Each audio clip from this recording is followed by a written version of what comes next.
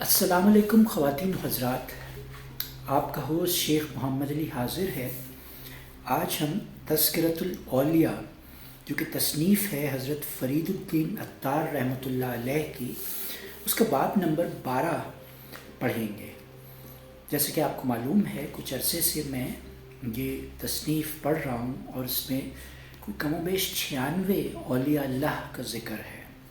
تو آج ہم دیکھتے ہیں حضرت بشر حافی رحمۃ اللہ علیہ کے حالات و مناقب۔ ان کی پیدائش 767 AD یعنی آفٹر ڈیتھ مرو نامی ایک گاؤں ترکمانستان میں ہوئی اور 850 عیسوی میں بغداد میں آپ کا وصال ہوا، یعنی آپ نے کچھ 83 سال کی کم و بیش عمر پائی۔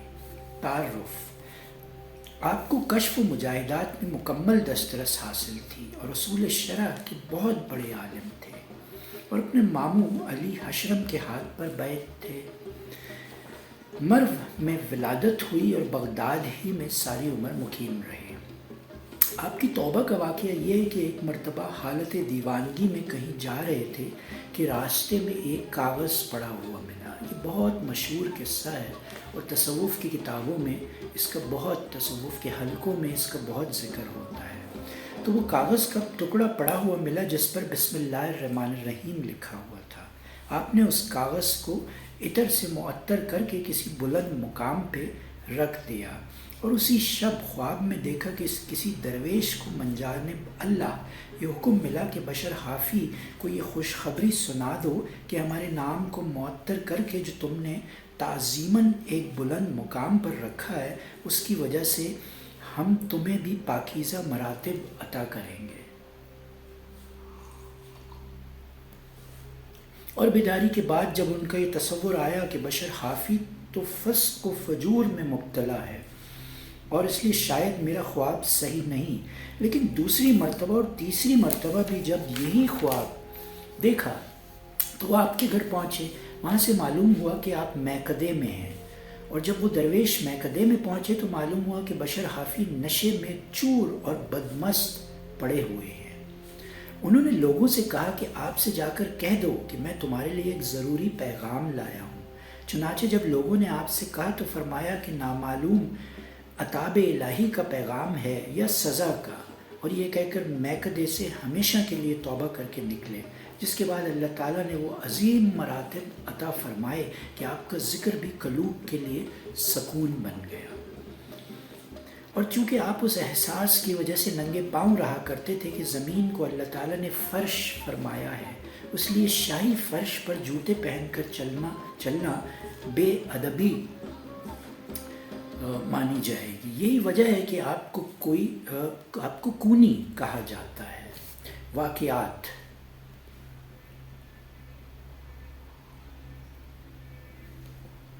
اولیاء کرام کی ایک ایسی جماعت بھی تھی جو نہ ڈھیلے سے استنجا کرتے تھے اور نہ زمین پر تھوکتے تھے، کیونکہ انہیں ہر شے میں ہر جگہ انوار الہی کا ظہور محسوس ہوتا تھا۔ چنانچہ بشر حافی کا بھی اس جماعت سے تعلق تھا، اور بعض صوفیہ کے نزدیک چونکہ نور الہی چشم سالک میں ہوا کرتا ہے، اس لیے اسے ہر جگہ سوائے خدا کے کچھ نظر نہیں آتا۔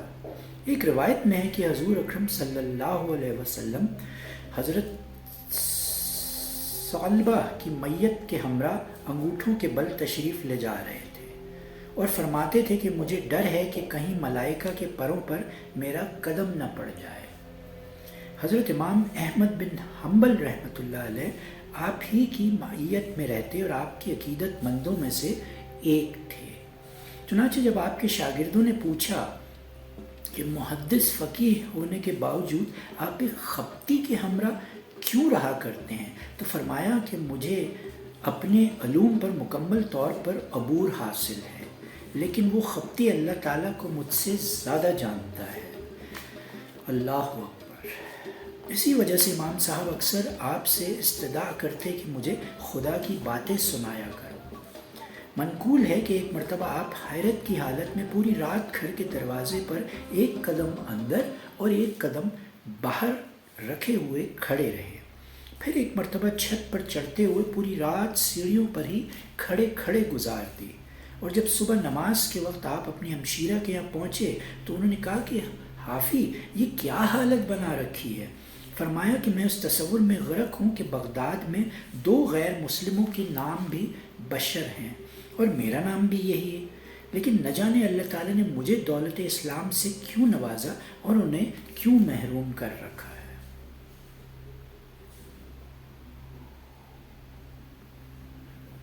ایک مرتبہ میدان بنو اسرائیل میں حضرت بلال خواص کی ملاقات حضرت خضر سے ہو گئی، تو بلال خواص نے پوچھا کہ امام شافعی کے متعلق آپ کی کیا رائے ہے؟ تو خضر نے فرمایا کہ وہ اوتار میں سے ایک ہیں، اور جب امام احمد بن حنبل کے لیے دریافت کیا تو فرمایا کہ ان کا شمار صدیقین میں ہوتا ہے، اور جب حضرت بشر حافی رحمۃ اللہ علیہ کے متعلق دریافت کیا تو فرمایا وہ منظور زمانہ ہے۔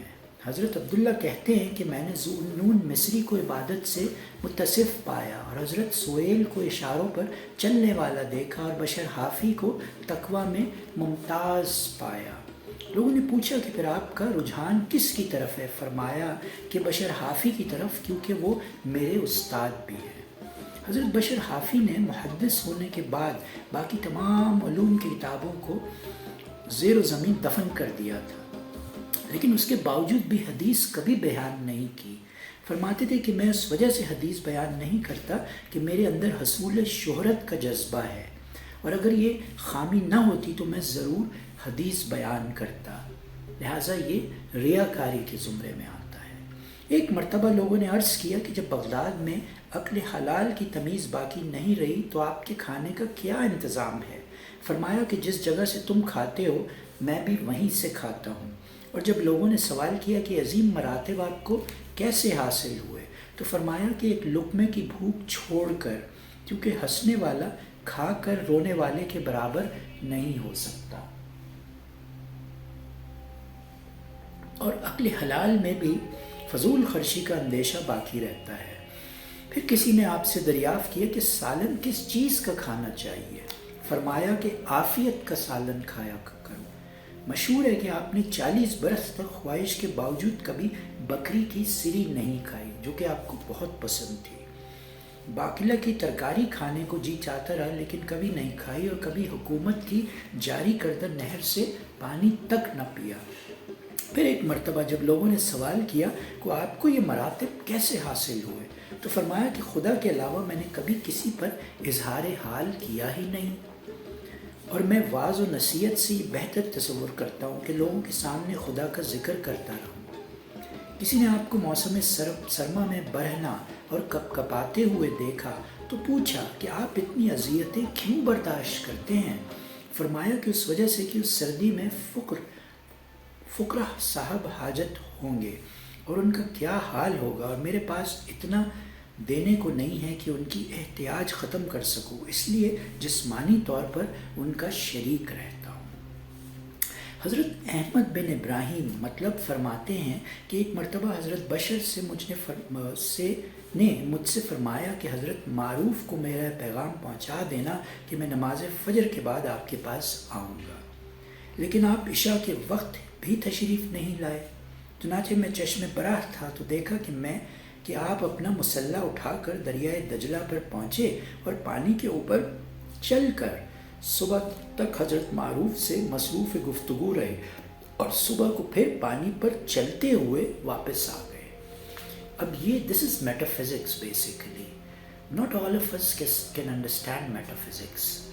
میٹافزکس بیسیکلی حواس خمسہ سے ہٹ کے جو باقی کے حواس ہیں جو جنرلی ہم میں نہیں پائے جاتے، اکثر کہتے ہیں نا کہ اس کی چھٹی حس بڑی تیز ہے، 6 سینس، تو there are I think 14 senses if I am not mistaken.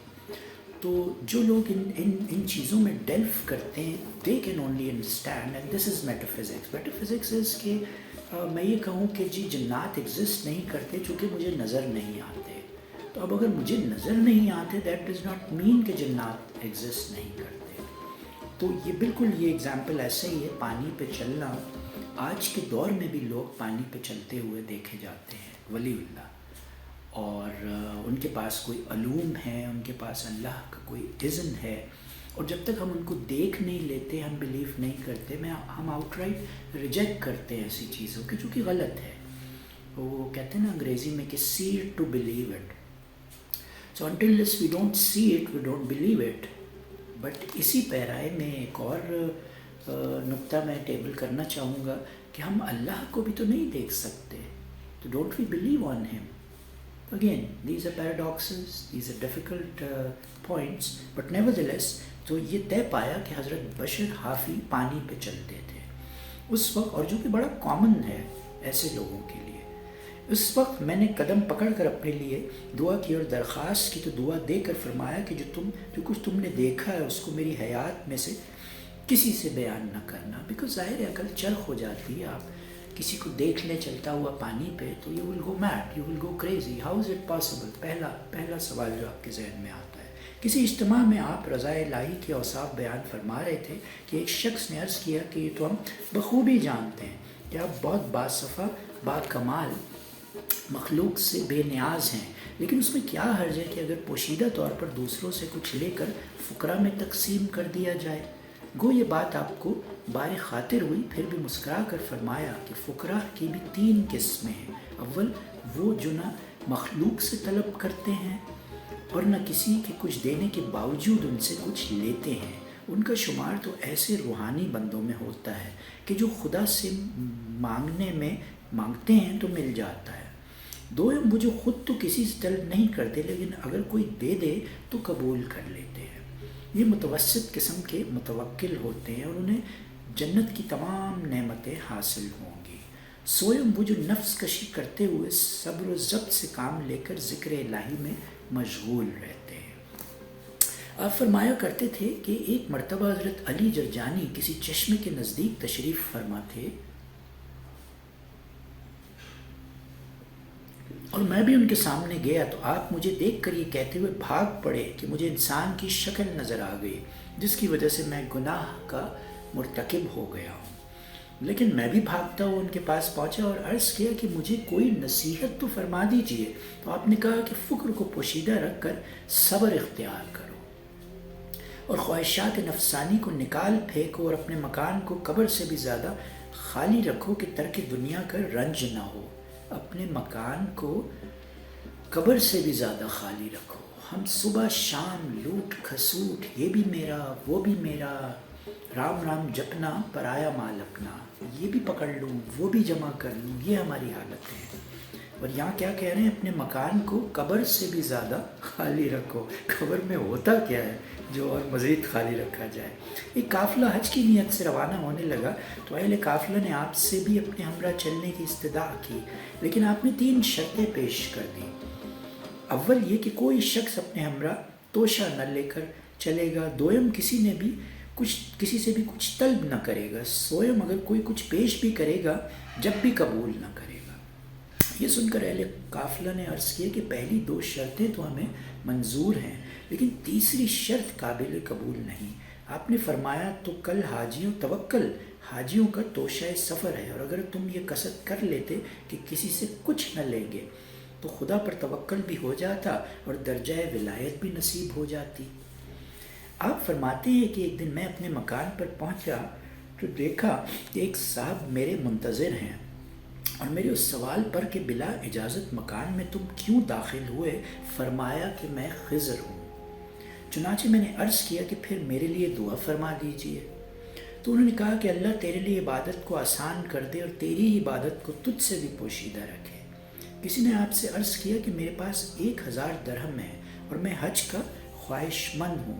آپ نے فرمایا کہ رقم کسی مقروض کے قرض میں دے دو یا یتیموں اور مفلس عیال داروں کو دو تو تمہیں حج سے بھی زیادہ ثواب ملے گا۔ لیکن اس نے کہا کہ مجھے حج کی بہت خواہش ہے۔ فرمایا کہ تو نے ناجائز طریقے سے یہ رقم حاصل کی ہے، اس لیے تو زیادہ ثواب کا خواہش مند بننا چاہتا ہے۔ ایک دن آپ نے قبرستان میں مردوں کو لڑتے ہوئے دیکھا اور اللہ تعالیٰ سے عرض کیا کہ یہ راز مجھے بھی معلوم ہو جائے کہ جب میں نے مردوں سے پوچھا تو انہوں نے کہا کہ 1 ہفتہ قبل کسی شخص نے سورہ اخلاص پڑھ کر اس کا ثواب ہم سب کو بخش دیا تھا۔ آج پورے ایک ہفتے سے ہم اس کی تقسیم میں مصروف ہیں، لیکن اب تک وہ ختم نہیں ہوا۔ اللہ اکبر۔ یعنی یہاں ریفرنس یہ ہے کہ اپنے مردوں کی قبروں پہ، اپنے رشتہ داروں کی قبروں پہ وہ حضرات جو اس دنیا سے پردہ فرما گئے ہیں، جن کی وفات ہو گئی ہے، جن کا وصال ہو گیا ہے، ان کی قبروں پہ جایا کرو اور کم از کم سورہ اخلاص تو پڑھا کرو۔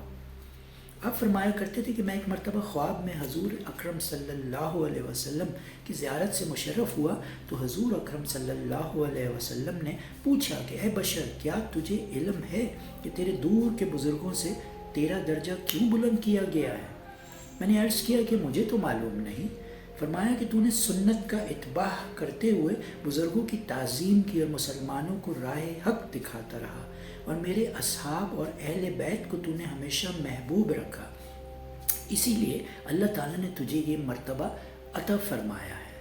دوبارہ حضور اقدس صلی اللہ علیہ وسلم کی زیارت سے مشرف ہوئے تو عرض کیا کہ مجھے کوئی نصیحت فرما دیجیے، تو حضور اکرم صلی اللہ علیہ وسلم نے فرمایا کہ عمرہ حصول ثواب کے لیے فقراء کی جو حاجت کرتے ہیں وہ تو پسندیدہ ہے، لیکن اس سے زیادہ افضل یہ ہے کہ فقراء کبھی عمرہ کے آگے دست طلب دراز نہ کریں، بلکہ خدا تعالیٰ پر مکمل بھروسہ رکھیں۔ آپ کے ارشادات، آپ اکثر یہ فرمایا کرتے تھے کہ پانی جب تک رواں رہتا ہے صاف رہتا ہے، اور جب رک جاتا ہے تو گدلا اور کیچڑ جیسا ہو جاتا ہے۔ فرمایا کہ جو دنیاوی عزت چاہتا ہے اسے 3 چیزوں سے کنارہ کش رہنا چاہیے۔ اول، مخلوق سے اظہار حاجت کرنا، دویم، دوسروں میں عیب نکالنا، سویم، کسی کے مہمان کے ہمراہ جانا۔ فرمایا کہ دنیاوی نمود کا خواہش مند لذت آخرت سے محروم رہتا ہے۔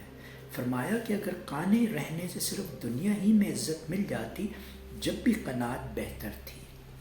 پھر فرمایا کہ تصور کرنا کہ لوگ ہمیں بہتر سمجھیں محض جب دنیا کا مظہر ہے، اور جب تک بندہ نفس کے سامنے فولادی دیوار قائم نہیں کر لیتا اس وقت تک عبادت میں لذت و حلاوت حاصل نہیں کر سکتا۔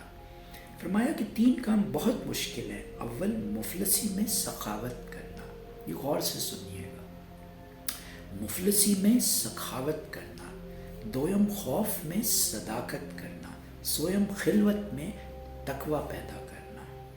فرمایا کہ تقوی نام ہے مشکوک شبہات سے پاک ہونے اور قلب کی ہمہ وقت گرفت کرنے کا۔ فرمایا کہ اللہ نے بندے کو صبر و معرفت سے زیادہ عظیم شے اور کوئی نہیں عطا کی۔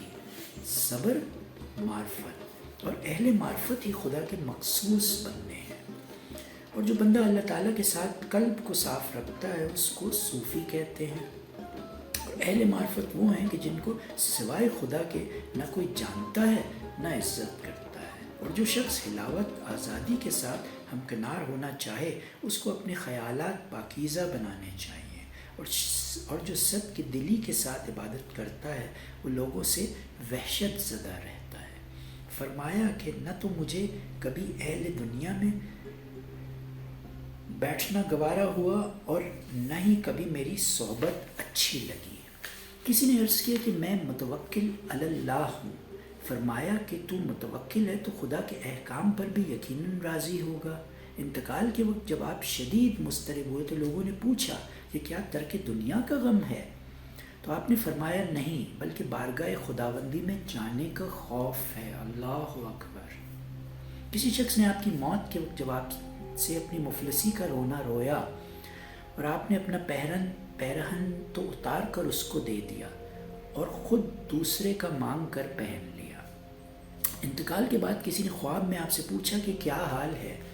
تو فرمایا کہ اللہ تعالیٰ مجھ سے اس لیے ناراض ہوا کہ تو دنیا میں اس سے اتنا زیادہ کیوں خائف رہتا تھا، اور کیا تجھے میری کریمی پر یقین نہیں تھا؟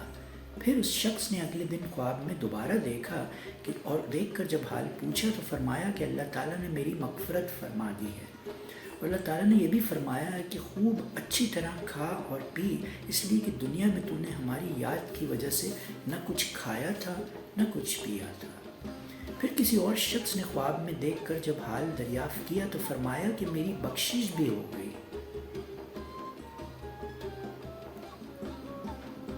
اور اللہ تعالیٰ نے میرے لیے نصف بہشت جائز قرار دے دی ہے، اور یہ بھی ارشاد فرمایا کہ اگر تو آگ پر بھی سجدہ ریزی کرتا رہتا جب بھی اس چیز کا شکر نہیں ادا کر سکتا تھا کہ ہم نے لوگوں کے قلوب میں تجھے جگہ عطا کر دی۔